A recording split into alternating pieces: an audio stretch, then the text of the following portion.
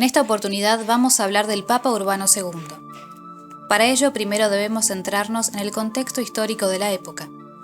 Un contexto basado en una sociedad con hambre y guerras, con gobiernos centrales no organizados y con señores feudales interesados en el poder promoviendo luchas internas.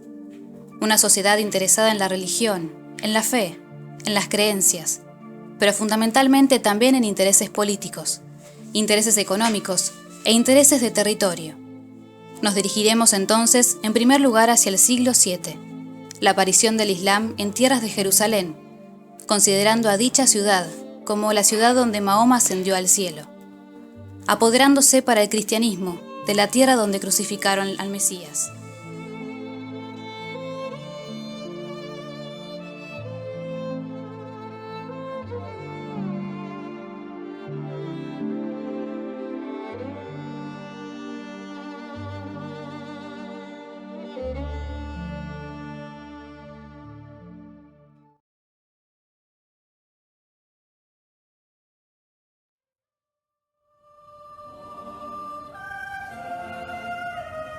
De todas las ciudades del mundo, Jerusalén es la que más problemas ha tenido en el pasado y a la que se le presenta un futuro más problemático. Para los judíos es el lugar de los grandes templos de Herodes y Salomón.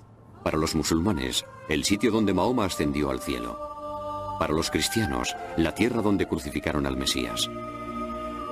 Tras la muerte de Jesucristo, su palabra fue arraigándose poco a poco en Jerusalén, hasta acabar por adoptar el cristianismo tras 4 siglos de ocupación romana. Pero en el siglo VII, la ciudad santa fue tomada a la fuerza por una nueva fe, el Islam.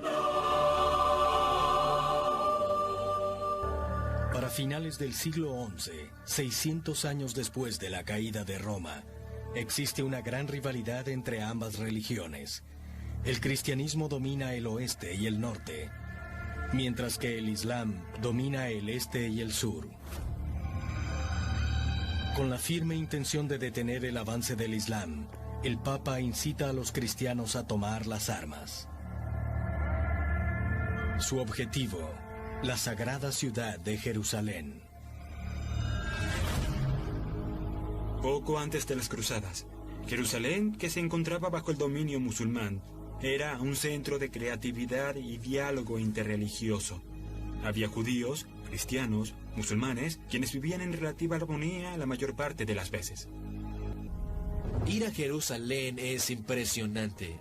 Si uno lo analiza con detenimiento, te das cuenta de que esas religiones tienen más cosas en común que diferencias.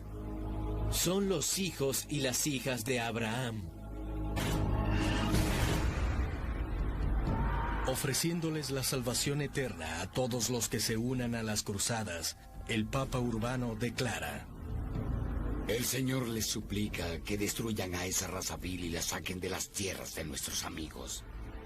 Los pecados de aquellos que mueran serán perdonados de inmediato. En el año 1095, el jefe de la Iglesia Católica, el Papa Urbano II, recibió una llamada desesperada de ayuda. Enviada desde la corte imperial de Constantinopla, le llega de su rival cristiano de Oriente, la cabeza política de la Iglesia Ortodoxa griega, el emperador bizantino Alexius I. Alexius estaba perdiendo el poder sobre su imperio. Hubo una época en que la influencia de su Iglesia Ortodoxa se había extendido hasta la tierra sagrada del Oriente Próximo.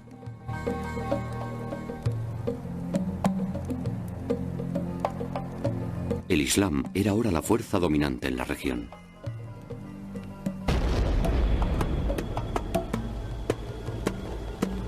Los turcos selyuk se habían convertido recientemente al Islam. Habían surgido de las estepas del Asia Central y bajado hasta el Oriente Medio en busca de tierras. Eran temibles guerreros, y sus ejércitos estaban formados por decenas de miles de hombres. Se apoderaron de los territorios de Persia, Siria y Palestina, hasta que finalmente capturaron la ciudad santa de Jerusalén. Después, pusieron rumbo al norte y tomaron por asalto todo cuanto se encontraban a su paso hasta llegar al umbral de la gran capital de Bizancio, Constantinopla. El estado de la política y del equilibrio de poder en la región cambió. Los bizantinos habían perdido una zona muy amplia y con ella la recaudación de sus tributos y el reclutamiento de tropas, además del prestigio. En 1095, el emperador Alexius necesitaba contraatacar. Pero no podía hacerlo él solo.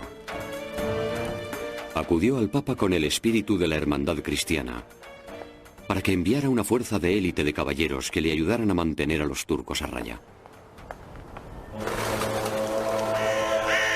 Esto suponía para el Papa Urbano la oportunidad perfecta para ampliar su poder político.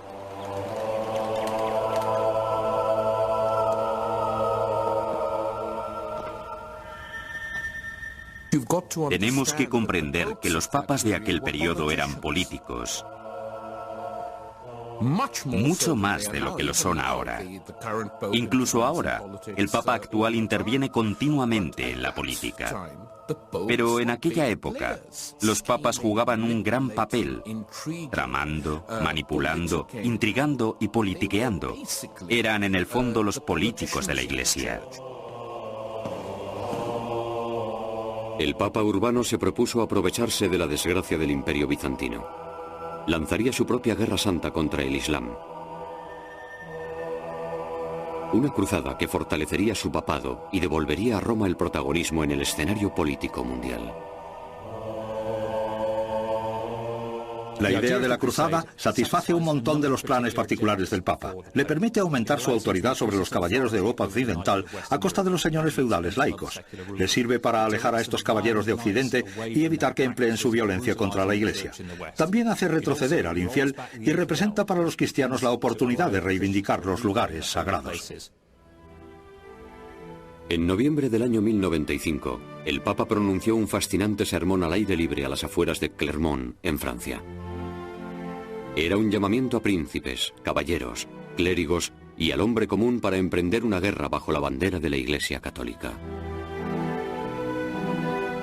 Urbano debió ser un orador eficaz y extraordinariamente carismático. Presenciar su discurso debió haber sido como estar en una especie de enorme mitin o en una concentración religiosa o en un concierto pop, con elementos de todas estas cosas juntas. Allí habría miles y miles de personas.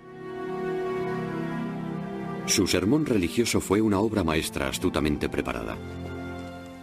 Condimentado con relatos exagerados sobre las atrocidades de los musulmanes contra los peregrinos cristianos que vivían en tierra sagrada, demonizaba a los turcos y presentaba la cruzada como una guerra apocalíptica entre dos fes.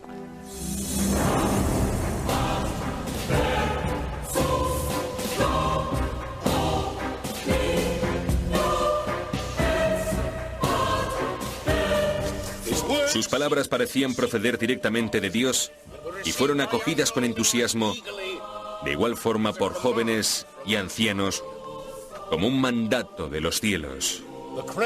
La cuna de nuestra fe, la tierra natal de nuestro Señor y la madre de la salvación, está en manos de gente sin Dios que la han tomado por la fuerza.